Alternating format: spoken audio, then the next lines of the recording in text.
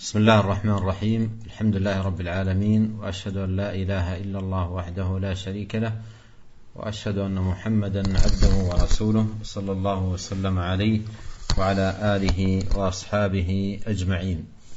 أما بعد، معاشر المستمعين الكرام، قد وصلنا ولله الحمد إلى الباب الأخير من أبواب كتاب التوحيد لشيخ الإسلام محمد بن عبد الوهاب رحمه الله تعالى. قال: باب قول الله تعالى: وما قدر الله حق قدره والأرض جميعا قبضته يوم القيامة والسماوات مطويات بيمينه سبحانه وتعالى عما يشركون. وهذه الترجمة معاشر الكرام ترجمة عظيمة ختم بها المصنف هذا الكتاب، وهي في بيان عظمة الله وعلوه على خلقه وبيان كماله وجلاله. وفي هذا بيان لمقام التوحيد وعظيم شانه وخطورة الشرك وعظم عواقبه الوخيمة على أهله، وأن المشرك ما قدر الله حق قدره ولا عظمه حق تعظيمه، وليس في قلبه لربه وقار وتعظيم. وذلك أن من عرف الله بالكمال والعلو والعظمة والقدرة والجلال لا بد أن يعظم الله سبحانه وتعالى، وأن يكون لله في قلبه تعظيم، فلا يقع في الشرك ولا يقرب من حماه لما قام في قلبه من التعظيم لله سبحانه وتعالى.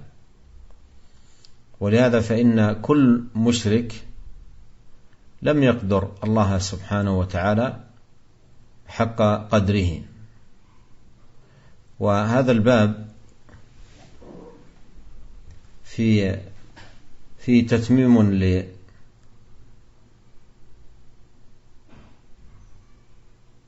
تتميم لهذا الكتاب ببيان عظمة الموحد المفرد بالعبادة من خلال التفكر في آياته ومخلوقاته وربوبيته وكبريائه أفعاله العظيمة سبحانه وتعالى. قال: باب قول الله تعالى: وما قدر الله حق قدره، أي أن من اتخذ الشركاء وعبدوا مع الله غيره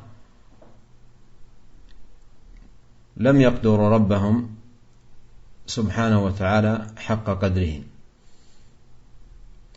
ولهذا قال سبحانه وتعالى عما يشركون في خاتمة الآية.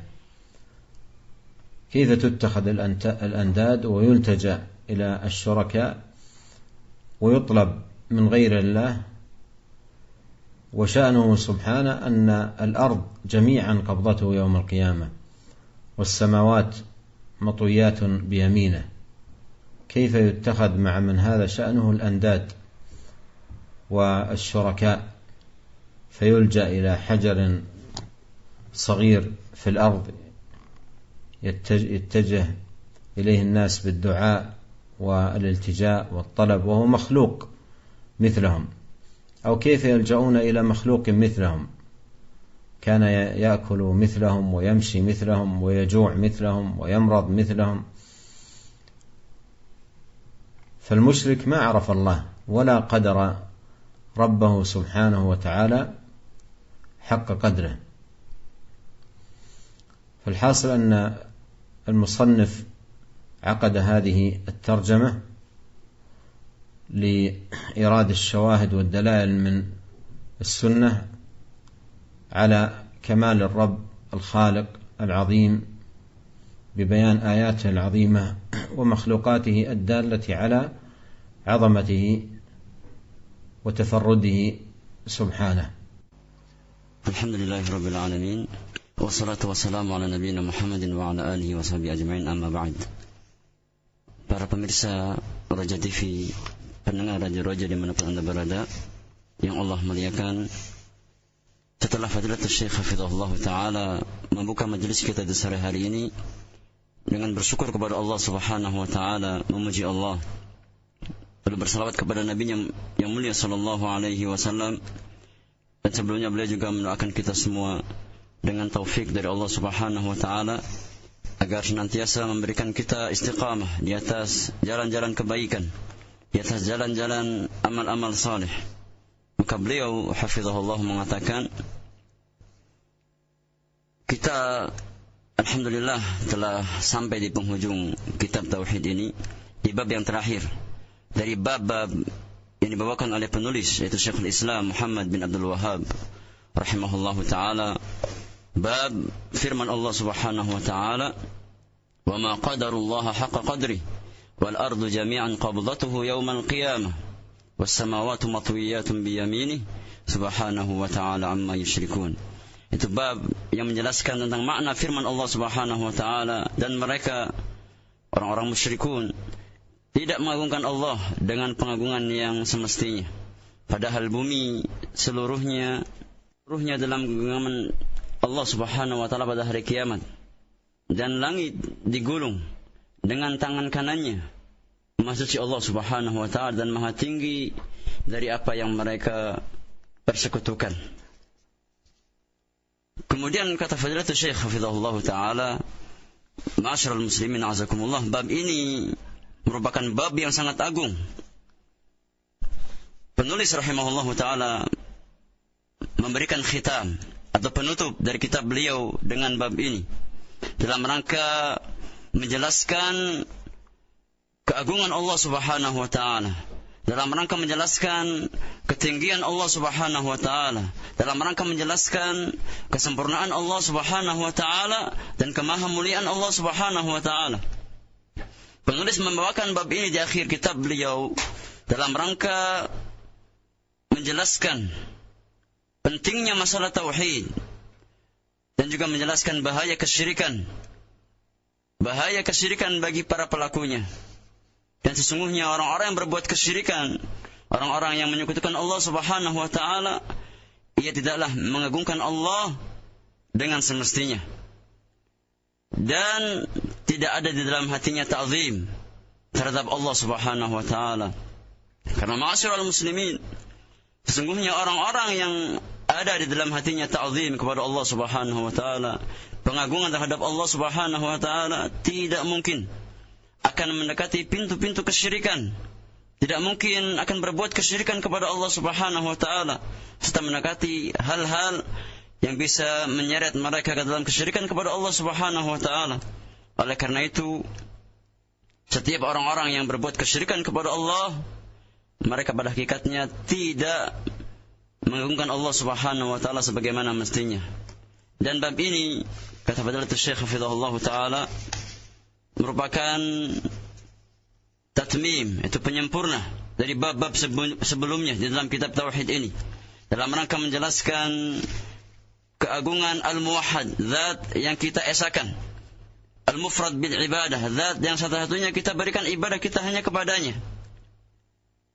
Kita mengetahui kebesaran Allah Subhanahu wa taala, kemuliaan Allah Subhanahu wa taala, dari perbuatan-perbuatan Allah Subhanahu wa taala, dari sifat-sifat Allah Subhanahu wa taala. Dan makna firman Allah Subhanahu wa taala, "Wa ma qadarullaha haqqa qadri," dan mereka tidaklah mengagungkan Allah Subhanahu wa taala sebagaimana mestinya. Maknanya, kata beliau, itu setiap orang yang berbuat kesyirikan kepada Allah Subhanahu wa taala dan menjadikan Tuhan-Tuhan atau tandingan-tandingan selain Allah Subhanahu wa taala, maka pada hakikatnya orang tersebut tidak memberikan ta'zim kepada Allah, mengagungkan Allah Subhanahu wa taala sebagaimana mestinya. Oleh karena itu beliau atau Allah Subhanahu wa taala menutup ayat tersebut dengan firman-Nya, Subhanahu wa ta'ala amma yusyrikun, Maha suci Allah Subhanahu wa taala dan maha tinggi Allah Subhanahu wa taala dari apa yang mereka persyirikatkan. Bagaimana seseorang menjadikan makhluk sebagai tandingan selain Allah Subhanahu wa taala, padahal Allah Subhanahu wa taala zat yang di tangannya segala sesuatu. Allah Subhanahu wa taala zat yang mana langit dan bumi ada pada genggamannya pada hari kiamat kelak. Bagaimana seorang makhluk menjadikan makhluk yang lain sebagai tandingan bagi Allah Subhanahu wa taala, padahal ia tahu makhluk tersebut makan sebagaimana ia makan, ia tahu makhluk tersebut minum sebagaimana ia minum, ia tahu makhluk tersebut sakit sebagaimana ia sakit. Bagaimana ia menjadikan makhluk tersebut sebagai tandingan selain Allah Subhanahu wa taala? Kesimpulannya, kata Fadilatul Syekh Hafizahullah, bahwasanya penulis membawakan bab ini di akhir kitab beliau dalam rangka menjelaskan kemahabesaran Allah Subhanahu wa taala, kemahagungan Allah Subhanahu wa taala, dan bahwasanya orang-orang yang berbuat kesyirikan kepada Allah, orang-orang yang berpaling dari Allah Subhanahu wa taala kepada makhluk-makhluknya, pada hakikatnya mereka tidak memberikan ta'zim kepada Allah, pengagungan kepada Allah sebagaimana mestinya. Qala rahimahullahu ta'ala عن ابن مسعود رضي الله عنه قال جاء حبر من الأحبار إلى رسول الله صلى الله عليه وسلم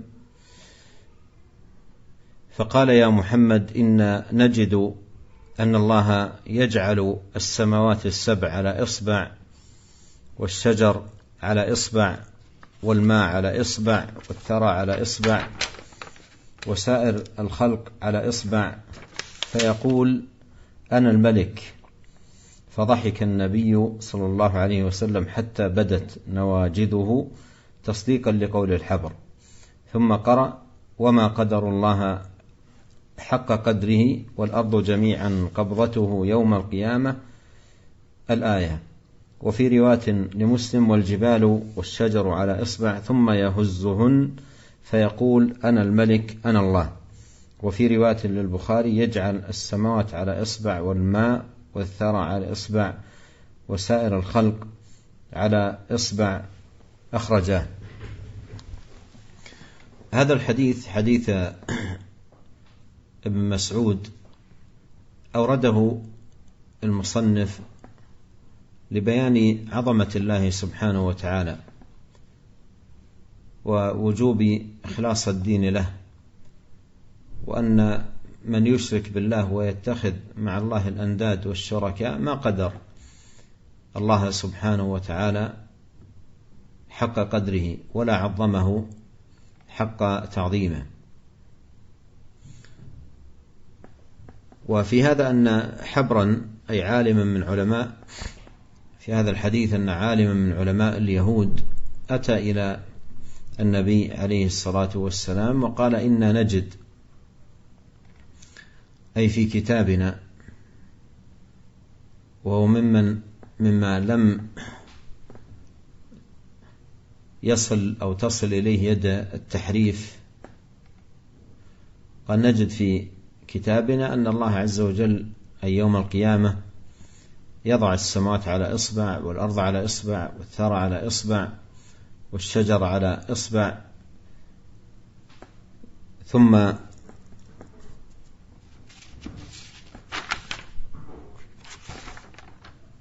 لما قال ذلك الأعرابي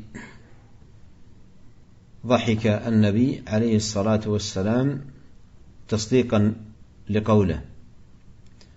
ولا شك أن هذا من كمال قدرة الله وكمال عظمته، فالسماوات على اتساعها وترامي أطرافها يجعلها سبحانه على إصبع، والأراضين السبع كلها يجعلها على إصبع، والثرى على إصبع، والماء على إصبع. هذا كله من دلائل على عظمة الخالق سبحانه وتعالى. والنبي عليه الصلاة والسلام ضحك كما قال ابن مسعود تصديقا لقوله، تصديقا لقول هذا الحبر. ثم تلا الآية، تلا هذه الآية صلوات الله وسلامه عليه مبينا أن هذه الآيات العظيمة هي من الدلائل على وجوب توحيد الله وإخلاصه إخلاص العبادة له سبحانه وتعالى، وأن المشرك ما قدر الله سبحانه وتعالى حق قدره، ولهذا تلا الآية أي أنه مع هذه العظمة والقدرة الكاملة يتخذ المشركون معه الأنداد سبحان الله وتعالى عما يشركون. معاشر المسلمين أعزكم الله جميعا. Kata fadilatul Syekh hafizahullah taala, berkata penulis Al-Imam Muhammad bin Abdul Wahhab rahimahullah taala, an Ibn Mas'ud radhiyallahu anhu, dari Ibn Mas'ud radhiyallahu anhu beliau berkata bahwasanya seorang ulama Yahudi datang kepada Rasulullah sallallahu alaihi wasallam dan dia berkata, wahai Muhammad, kami mendapati bahwa Allah Subhanahu wa taala meletakkan langit-langit di atas satu jari, bumi-bumi di atas satu jari, pohon-pohon di atas satu jari, air di atas satu jari, tanah di atas satu jari, dan seluruh makhluk di atas satu jari. Kemudian Allah Subhanahu wa taala berfirman, Anal Malik, akulah raja. Maka Nabi yang mulia sallallahu alaihi wasallam beliau tertawa sehingga gigi geraham beliau terlihat karena mengakui kebenaran ucapan ulama Yahudi tersebut. Kemudian beliau membacakan firman Allah Subhanahu wa taala, "Wa ma qadarullah haqqa qadrih wal ardu jami'an qabdatuhu yaumal qiyamah." Dan mereka tidaklah mengagungkan Allah Subhanahu wa taala dengan pengagungan yang semestinya, padahal bumi seluruhnya dalam genggaman Allah Subhanahu wa taala pada hari kiamat kelak. Dan dalam riwayat Imam Muslim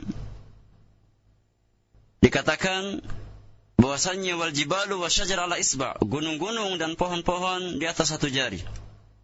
Tsumma yahuzzuhunna fayaqul anal maliku anallah. Kemudian Allah Subhanahu wa taala mengguncangkan seluruh makhluk tersebut dan Allah mengatakan, akulah maharaja, akulah Allah Subhanahu wa taala.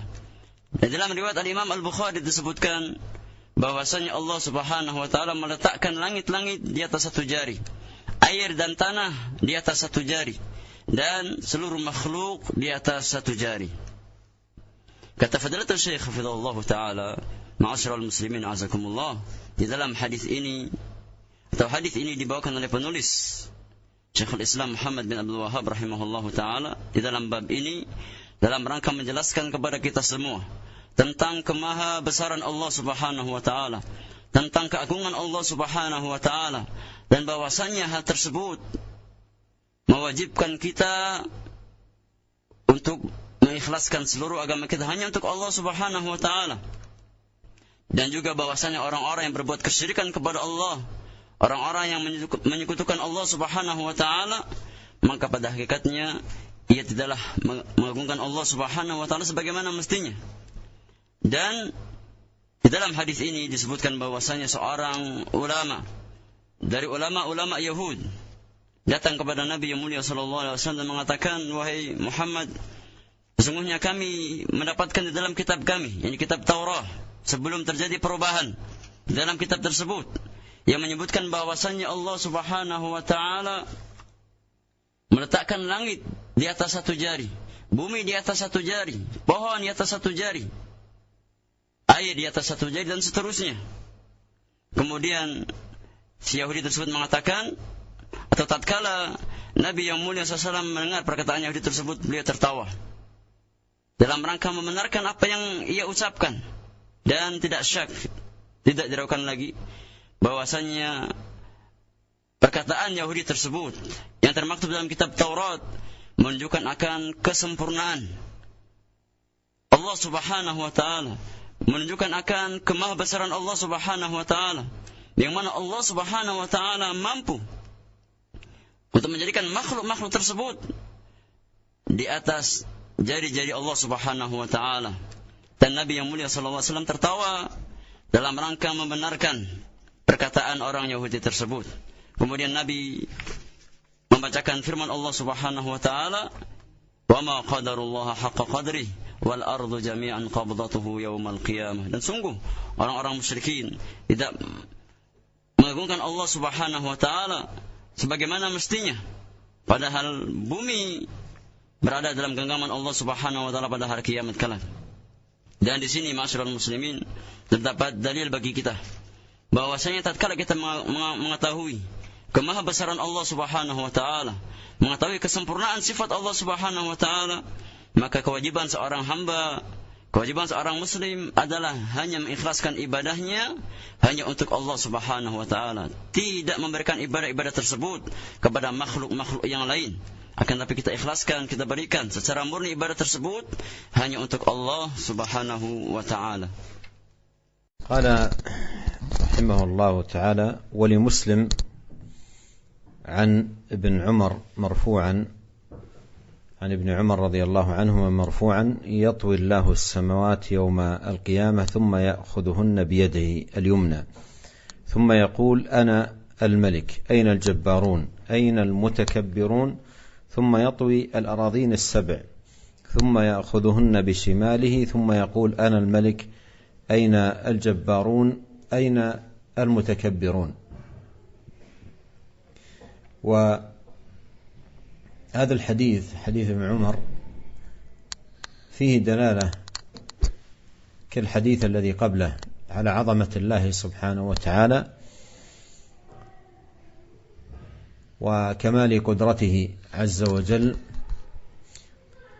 وأنه يطوي السماوات يوم القيامة بيمينه وبيده الأخرى يطوي الأراضين ويهزهن، بل جاء في بعض الروايات كان النبي عليه الصلاة والسلام يهز يده على المنبر حتى قلنا أساقط هو برسول الله صلى الله عليه وسلم. فالحاصل أن الله سبحانه وتعالى في ذلك اليوم يطوي السماوات بيمينه والأراضون بيده الأخرى ويقول: أنا الملك، أين الجبارون، أين المتكبرون. وإذا عرف المسلم ذلك عرف منه قدرة الله وعظمته وجلاله وكبرياءه، فكيف يعبد غيره من هذا شأنه، وكيف يلتجأ إلى غيره. ولهذا فإن المشرك ما قدر الله سبحانه وتعالى حق قدره ولم يعظم ربه حق تعظيمه. Ma'asyiral muslimin, a'azakumullahu jami'an.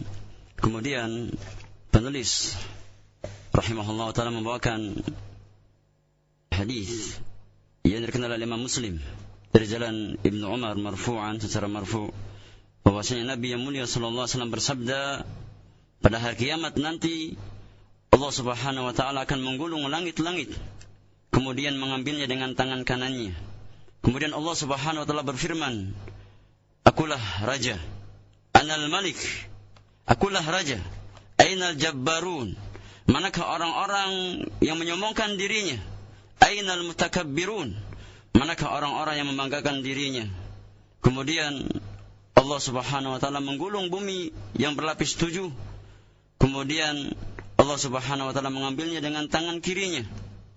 Kemudian Allah berfirman, Anal Malik, akulah raja, ainal jabbarun, manakah orang-orang yang sombong, ainal mutakabbirun, manakah orang-orang yang membanggakan dirinya.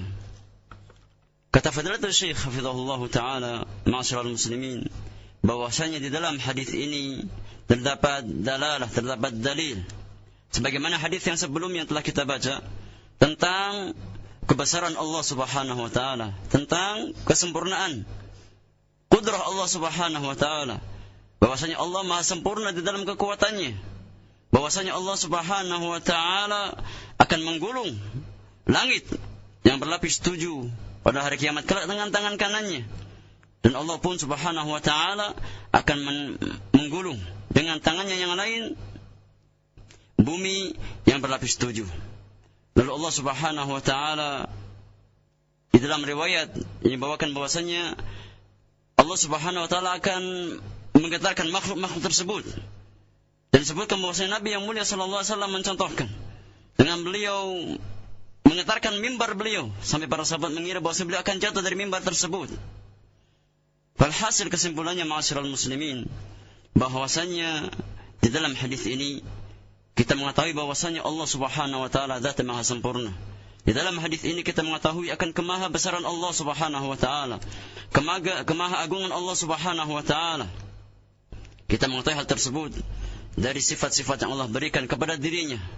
Maka bagaimana seorang makhluk memalingkan ibadah untuk selain Allah Subhanahu wa taala? Maka bagaimana seorang makhluk menjadikan makhluk yang lain sebagai tandingan selain Allah Subhanahu wa taala? Padahal tidak ada zat yang mampu melakukan hal itu semua melainkan Allah Subhanahu wa taala. قال رحمه الله: وروي عن ابن عباس رضي الله عنهما قال: ما السماوات والأرضون السبع في كف الرحمن إلا كخردلة في يد أحدكم. وهذا الأثر في بيان عظمة الله وصغر المخلوقات. وما ذكره ابن عباس رضي الله عنهما في هذا الأثر هو مجرد توضيح الأمر بضرب المثال، وضرب الأمثال تأتي كثيرا للتوضيح في مقام التوحيد. فهذا في بيان صغر المخلوقات وكمال الخالق الكبير العظيم المتعال سبحانه وتعالى. Ma'asyiral muslimin azakumullah. Kemudian penulis rahimahullah taala membawakan sebuah riwayat dari Ibnu Abbas radhiyallahu anhuma bahwasanya beliau berkata, tidaklah langit yang 7 dan bumi yang 7 telapak tangan Allah Subhanahu wa taala Ar-Rahman melainkan seperti sebutir biji sawi di tangan salah seorang dari kalian.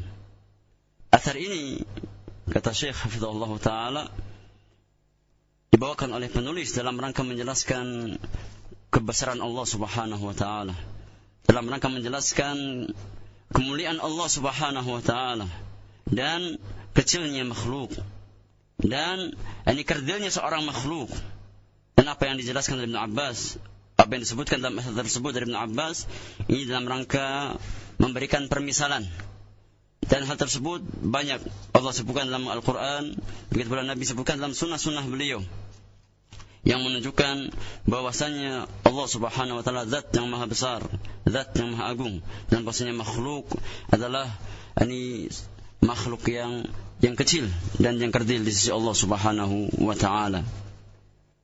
قال رحمه الله: وقال ابن جرير حدثني يونس أنبأنا ابن وهب قال ابن زيد حدثني أبي، يعني زيد بن أسلم، قال رسول الله صلى الله عليه وسلم: ما السماوات السبع في الكرسي إلا كدراهم 7 ألقيت في ترس. قال أبو ذر رضي الله عنه: سمعت رسول الله صلى الله عليه وسلم يقول: ما الكرسي في العرش إلا كحلقة من حديد ألقيت بين ظهري فلاة من الأرض. هذا أيضا مثال لتوضيح عظمة الله ببيان سعة هذه المخلوقات والتباين بينها. فالسماوات السبع على اتساعها وكبرها وعظمتها وترامي أطرافها ليست في الكرسي إلا كدراهم 7 ألقيت في ترس، يعني لا تساوي شيئا في الحجم مقارنة بالكرسي. وسيأتي أيضا معنا أن الكرسي أيضا لا يقارن مع العرش كما في الحديث الذي ذكر حديث أبي ذر، قال: ما الكرسي في العرش إلا كحلقة من حديد ألقيت بين ظهري فلاة من الأرض. ومن المعلوم أن الحلقة الصغيرة من الحديد إذا ألقيت في الصحراء ليست هناك مقارنة في الحجم بين الحلقة وبين الصحراء. فهذا كله مما يبين بالتأمل والتفكر عظمة هذه المخلوقات وكبرها.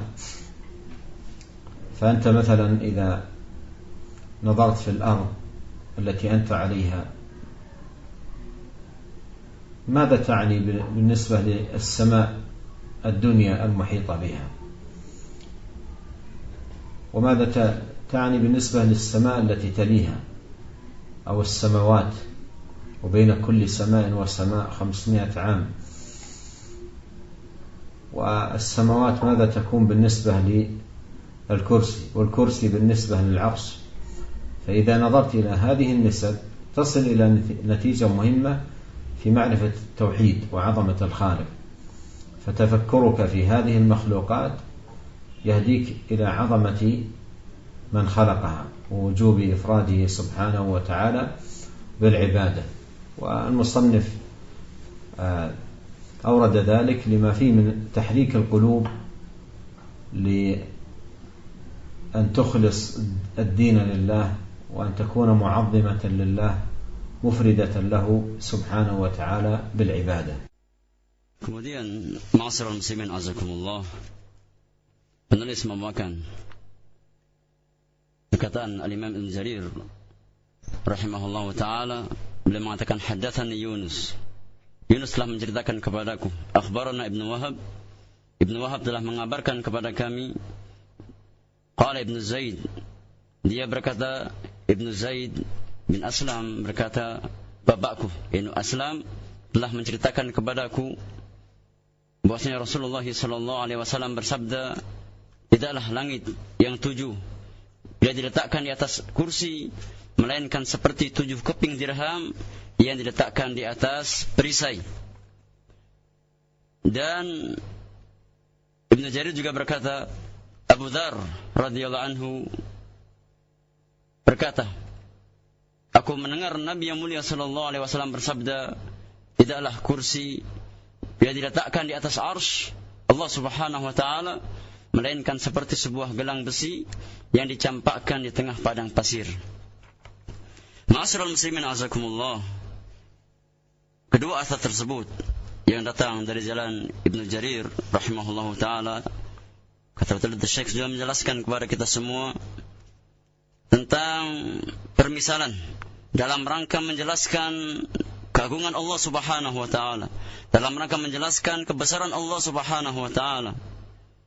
Lihatlah bagaimana makhluk-makhluk yang kita lihat besar ini, makhluk-makhluk yang sangat luas ini, kalau kita bandingkan dengan kursi Allah subhanahu wa ta'ala, tidak sebanding sedikit pun.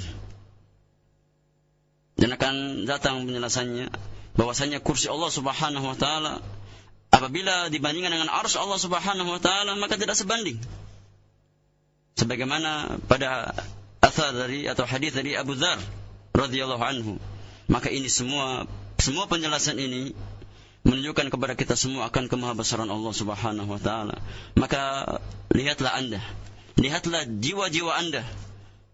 Tatkala anda mau memikirkan kebesaran Allah subhanahu wa ta'ala, maka lihatlah jiwa-jiwa anda, lihatlah diri-diri anda, lihatlah ke atas langit yang sangat besar.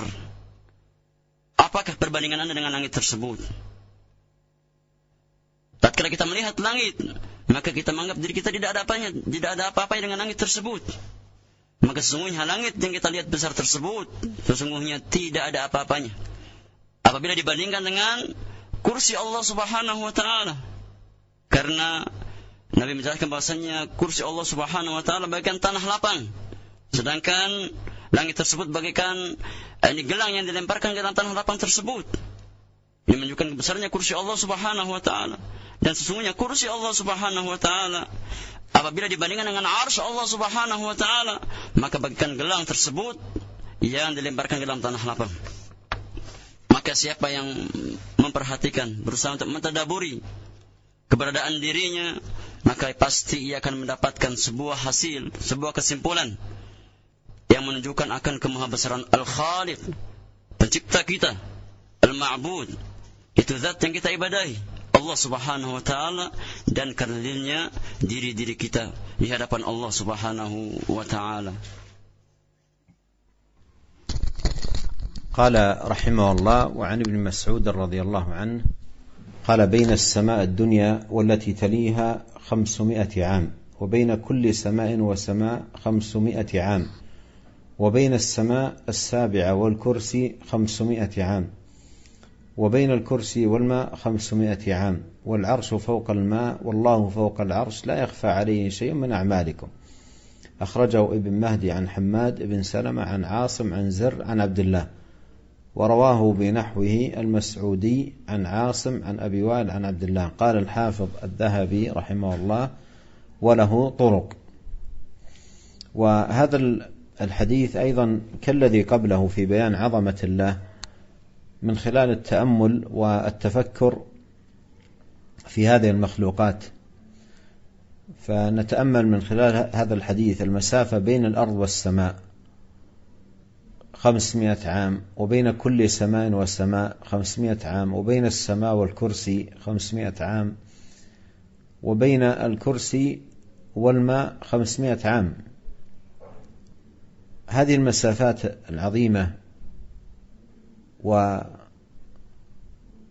هذه المخلوقات عند التفكر والتأمل فيها تدل على عظمة الخالق سبحانه وتعالى، وعز وجل فوق عرشه المجيد مستو عليه استواء يليق بجلاله وكماله وعظمته. وهذا فيه برهان التوحيد ودليل العظمة، عظمة الرب المعبود الذي يجب أن يفرد وأن يخص بالعبادة كلها، وأن متخذي الأنداد والشركاء مع الله ما قدروا ربهم حق قدره ولا عظموه سبحانه وتعالى حق تعظيمه. Kemudian ma'asyiral muslimin, a'azzakumullah jami'an, kata Fadilatul Syekh hafizahullah taala, penulis membawakan sebuah athar dari Ibnu Mas'ud radhiyallahu anhu. Dia mengatakan, sungguhnya jarak antara langit paling bawah dengan langit di atasnya adalah 500 tahun perjalanan. Jarak antara setiap langit adalah 500 tahun perjalanan. Jarak antara langit ketujuh dengan kursi Allah Subhanahu wa taala adalah 500 tahun perjalanan. Dan jarak antara kursi dengan samudera adalah 500 tahun perjalanan. Sedangkan arsy Allah Subhanahu wa taala berada di atas samudera tersebut, dan Allah Subhanahu wa taala berada di atas arsy tersebut, dan tidak ada sedikit pun dari amal perbuatan kalian yang tersembunyi bagi Allah Subhanahu wa taala. Athar tersebut diriwayatkan oleh Ibnu Mahdi dari Hammad bin Salamah, dari Asim, dari Zir, dari Abdullah, dan diriwayatkan oleh Al-Mas'udi dengan lafaz serupa dari Asim, dari Abu Wa'il, dari Abdullah.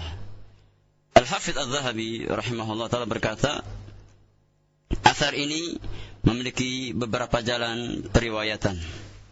Kemudian kata Fadilatul Syekh hafizahullah ta'ala, ma'asyiral muslimin, sesungguhnya athar tersebut sebagaimana dalil-dalil yang sebelumnya, yaitu menjelaskan tentang kemahabesaran Allah Subhanahu wa taala, menjelaskan tentang kemahasempurnaan Allah Subhanahu wa taala.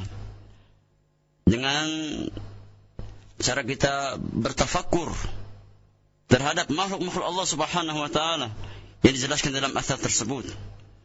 Apabila kita menyaksikan, apabila kita melihat di dalam athar tersebut disebutkan bahwasannya jarak antara langit dunia dengan langit yang setelahnya 500 tahun perjalanan, dan jarak setiap langit 500 perjalanan, dan jarak antara langit yang ketujuh dengan kursi Allah Subhanahu wa taala 500 tahun perjalanan, dan jarak antara kursi dengan samudera Allah Subhanahu wa taala 500 tahun perjalanan, dan seterusnya sampai kepada arsy Allah Subhanahu wa taala. Maka athar tersebut merupakan burhan, itu dalil yang menunjukkan akan kemahabesaran Allah Subhanahu wa taala atas besarnya perkara tauhid, dan menjelaskan kemahabesaran Al-Khaliq, itu Allah Subhanahu wa taala. Dan sesungguhnya orang-orang yang berbuat kesyirikan, orang-orang yang menyekutukan Allah Subhanahu wa taala, maka pada hakikatnya ia tidaklah mengagungkan Allah Subhanahu wa taala sebagaimana mestinya. Karena kewajiban seorang makhluk tatkala ia mengetahui bahwasanya Allah lah yang maha sempurna, Allah lah yang maha segala-galanya, maka kewajiban dirinya adalah memberikan ibadah hanya untuk Allah Subhanahu wa taala. ثم ختم رحمه الله تعالى هذا الكتاب العظيم بحديث العباس بن عبد المطلب رضي الله عنه قال قال رسول الله صلى الله عليه وسلم: هل تدرون كم بين السماء والأرض؟ قلنا: الله ورسوله أعلم. قال: بينهما مسيرة 500 عام، ومن كل سماء إلى سماء مسيرة 500 سنة، وكثف كل سماء مسيرة 500 سنة، وبين السماء السابع والعرش بحر بين أسفله وأعلاه كما بين السماء والأرض، والله فوق ذلك وليس يخفى عليه شيء من أعمال بني آدم. أخرجه أبو داود وغيره. وهذا الحديث هو بمعنى الحديث الذي قبله، ويعد شاهدا له، وفيه الدلالة على عظمة الله بذكر هذه المخلوقات والتنبيه على عظمة هذه المخلوقات الدالة على عظمة خالقها ومبدعها، ووجوب إفراده بالعبادة وإخلاص الدين له، والذي لأجله ساق المصنف رحمه الله هذه النصوص في هذا الباب الخاتم لأبواب كتاب التوحيد، تنبيها على هذا المقام العظيم، وهو التفكر في هذه المخلوقات الذي يهدي إلى تعظيم الخالق وإفراده سبحانه وتعالى بالعبادة، وأن المشرك ما قدر ربه سبحانه حق قدره ولا عظمه حق تعظيمه. ونسأل الله الكريم أن يرزقنا أجمعين الإخلاص والتوحيد وتحقيق الإيمان، وأن يعيذنا من الشرك والضلال، وأن يهدينا إليه صراطا مستقيما، إنه تبارك وتعالى سميع قريب مجيب. Kemudian ma'asyiral muslimin, a'azakumullahu jami'an, penulis membawakan di akhir bab ini dan di akhir kitab ini sebuah hadis dari jalan Al-Abbas bin Abdul Muttalib radhiyallahu anhu. Beliau berkata, Rasulullah sallallahu alaihi wasallam bersabda, apakah kalian tahu berapa jarak antara langit dan bumi? Qulna Allah wa rasuluhu a'lam. Maka kami para sahabat menjawab, Allah dan Rasulnya yang lebih mengetahui. Kemudian Rasulullah sallallahu alaihi wasallam bersabda, di antara keduanya adalah jarak perjalanan selama 500 tahun. Dan dari satu langit ke langit yang lain adalah perjalanan selama 500 tahun. Dan tebal setiap langit adalah perjalanan 500 tahun. Dan di antara langit ketujuh dengan arsy Allah subhanahu wa ta'ala adalah samudra, adalah laut. Antara dasar laut tersebut dengan permukaannya seperti jarak antara langit dengan bumi. Itu 500 tahun perjalanan. Dan Allah subhanahu wa ta'ala di atas itu semua. Dan tidak ada sedikit pun dari amalan anak Adam yang samar bagi Allah subhanahu wa ta'ala. Hadis tersebut diriwayatkan oleh Al-Imam Abu Dawud dan yang lainnya.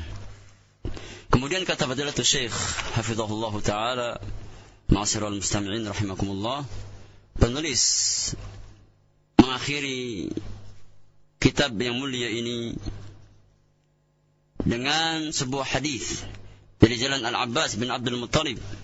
Dan dalam hadis tersebut terdapat makna sebagaimana pada dalil yang sebelumnya. Dan hadis tersebut merupakan syahid, itu sebagai pendukung dari dalil-dalil yang sebelumnya, yang menunjukkan akan kemahabesaran Allah subhanahu wa ta'ala, yang menunjukkan akan kemahasempurnaan Allah subhanahu wa ta'ala. Karena sesungguhnya kebesaran makhluk-makhluk tersebut yang kita dengar dari sabda Nabi yang mulia sallallahu alaihi wasallam, tatkala kita mengetahui begitu besarnya makhluk-makhluk tersebut, maka kebesaran makhluk tersebut tadullu ala azamati khaliqihi, menunjukkan akan kemahabesaran penciptanya, itu Allah subhanahu wa ta'ala. Dan apa yang penulis bawakan di akhir kitab ini, di akhir bab ini, itu dalam rangka memberikan tanbih, peringatan kepada kita semua, agar kita mau berfikir dengan makhluk-makhluk Allah subhanahu wa ta'ala, bagaimana besarnya makhluk tersebut, agar kita sampai kepada suatu kesimpulan bahwasannya kebesaran makhluk yang kita saksikan menunjukkan akan kebesaran Khaliq, penciptanya, Rabb, Allah Subhanahu wa taala. Semoga Allah Subhanahu wa taala memberikan kita semua taufik untuk bisa memahami kebesaran Allah Subhanahu wa taala, dari kita mentadaburi, bertafakur terhadap makhluk-makhluk Allah Subhanahu wa taala, dan semoga Allah Subhanahu wa taala memberikan kita semua taufik untuk bisa memahami apa yang kita pelajari hari ini. Wallahu taala a'lam bissawab. Nah, kami ucapkan terima kasih untuk Fadilatul Syekh yang telah menyampaikan dars kita di sore yang berbahagia ini. Semoga Allah Subhanahu wa taala memberkahi beliau dan menjaga beliau. Kemudian ikhwatal Islam, ada tersisa beberapa menit ke depan untuk kita bersoal jawab bersama beliau di kesempatan yang berbahagia ini. Ada pertanyaan dari saudara kita Abu Saleh di Bogor yang bertanya, "Ya Syekh, bagaimanakah dakwah kepada orang tua yang masih meyakini kepercayaan kepada selain Allah sebagai perantara?" Mohon nasihat dan penjelasannya. الدعوة للوالدين وهما يعتقدان هذا المعتقد يكون في ما أرى الله تعالى أعلم من خلال أمور ثلاثة لابد أن يركز عليها الابن ويعتني بها. الأمر الأول أن يكثر لوالديه من الدعاء بالهداية، ولا سيما الأوقات التي تتحرى فيها الإجابة، فيكثر لهما من الدعاء بأن الله سبحانه وتعالى يهديهما إلى الحق ويمن عليهما بسلوك سبيله. والأمر الثاني أن يعتني بالبر بالوالدين والإحسان إليهما والقيام بحقوقهما، لأن هذا مما يفتح القلوب ويعين على الإقبال على ما يدعوان إليه. والأمر الثالث أن تكون الدعوة بالعلم والحكمة، ولهذا أنصح هذا الابن أن يدرس التوحيد بأدلته دراسة جيدة من حيث أن ينتفع وأن ينفع أبويه بالدرجة الأولى بتعليمهم التوحيد بالأدلة والبراهين والحجة الواضحة البينة. والله سبحانه وتعالى وحده ولي التوفيق والسداد. معاشر المسلمين أعزكم الله. Fadilatul Syekh hafizahullah taala menjawab, sesungguhnya dakwah yang bisa kita lakukan terhadap orang tua yang memiliki keyakinan yang batil tersebut bisa kita lakukan, kata Fadilatul Syekh, dengan melalui 3 perkara. Perkara yang pertama, itu hendaknya sang anak memperbanyak doa untuk kedua orang tuanya, yang memperbanyak doa meminta kepada Allah Subhanahu wa taala hidayah untuk kedua orang tuanya, memperbanyak doa terutama di dalam waktu-waktu yang mustajab, waktu-waktu yang Allah Subhanahu wa taala kabarkan bahwasanya di waktu tersebut doa seorang hamba Allah dengar. Maka perbanyak doa pada waktu-waktu tersebut. Mintalah kepada Allah hidayah untuk kedua orang tuanya. Mintalah kepada Allah agar Allah Subhanahu wa taala membukakan hatinya, membimbing mereka di atas jalan tauhid kepada Allah Subhanahu wa taala. Kemudian yang kedua, setelah dia berdoa meminta hidayah kepada Allah Subhanahu wa taala, kata Syekh, hendaknya sang anak berusaha semaksimal mungkin untuk berbakti kepada orang tuanya, berbuat baik kepada orang tuanya, ihsan, berbuat ihsan kepada orang tuanya. Karena birrul walidain seorang anak, perbuatan baik seorang anak, di antara hal yang akan mampu insyaallah taala membuka hati-hati orang-orang tua kita. Dan kebaikan seorang anak, ihsan seorang anak akan membantu dakwah yang ia berikan kepada orang tuanya. Kemudian setelah dia berdoa, kemudian berbakti kepada orang tuanya semaksimal mungkin. Hal yang ketiga yang perlu ia lakukan adalah hendaknya ia berdakwah di atas jalan ilmu dan jalan hikmah. Oleh itu kata Fadilatul Syekh, aku nasihatin kepada penanya, hendaknya beliau bersungguh-sungguh untuk mempelajari agama Allah Subhanahu wa taala, mempelajari masalah-masalah tauhid, masalah-masalah akidah. Kemudian setelah ia faham, maka dakwahkan. Yang pertama kali adalah kedua orang tuanya, agar keduanya mendapatkan hidayah melalui wasilah si anak tersebut. Wallahu taala alam bissawab. Nah, terima kasih atas jawaban dan nasihat yang disampaikan. Kita angkat dari pertanyaan berikutnya dari Bapak Bashir di Purwakarta. Silakan Pak Bashir. Assalamualaikum ya saya. Waalaikumsalam warahmatullahi. Silakan Pak. Barakallahu fiik.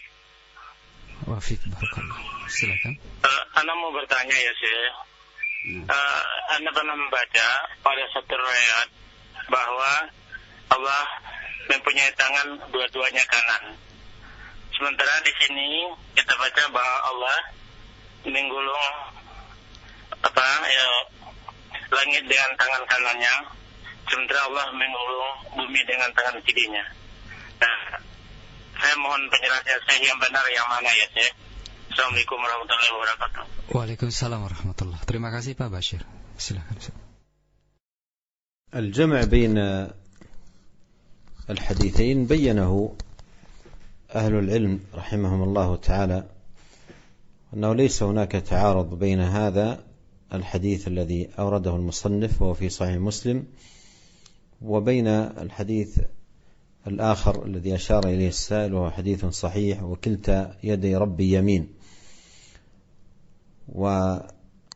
والمراد بقوله كلتا يدي ربي يمين أي كمال يديه سبحانه وتعالى ودفع توهم النقص، فالله له يمين وله يد أخرى، لكن قال عليه الصلاة والسلام وكلتا يدي ربي يمين لئلا يتوهم متوهم أو ظان أن اليد الأخرى أنقص من اليمنى، قال كلتا يدي ربي يمين، فهذا فيه دفع توهم النقص عن اليد الأخرى، وإلا النصوص دلت على ثبوت اليمين والأخرى لله سبحانه وتعالى.